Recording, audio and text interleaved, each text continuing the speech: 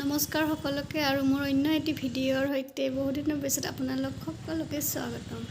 আৰু আজি মোৰ যাত্ৰা হৈছে উমানন্দলৈ।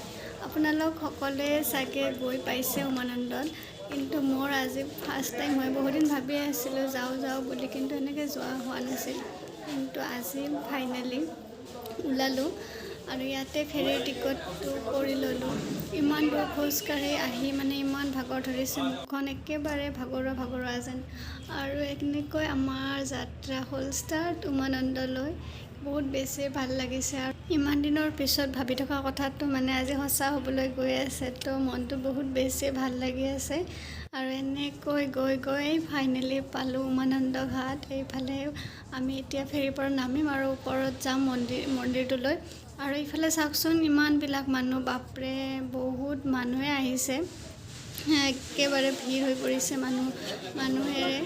আৰু এয়া মানুহ ভিৰে ফেৰীৰ পৰা নামি এতিয়া গৈ আছোঁ আমি ওপৰলৈ মন্দিৰটোলৈ।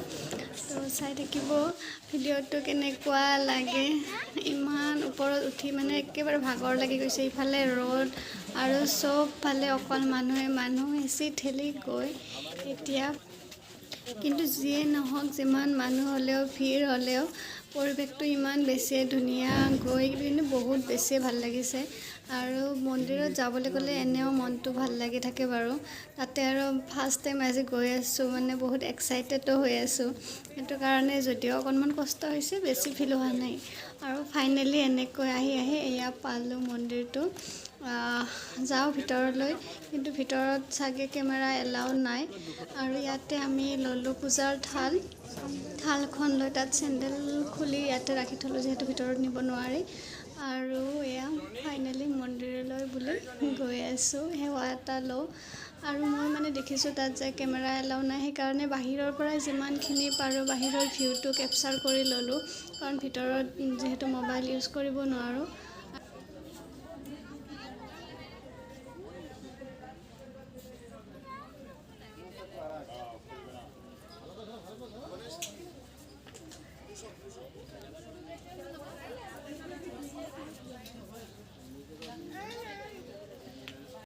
যিহেতু বহুত বেছি ভিৰ ভিতৰত, সেইকাৰণে শাৰী পাতি থিয় হ'ব লগা হ'ল সেৱা কৰাৰ কাৰণে। আৰু এনেকৈ লাইনত থিয় হৈ আশীৰ্বাদ ল'লোঁ, সেৱা কৰিলোঁ। বহুত বেছি ভাল লাগিল ভিতৰত গৈ।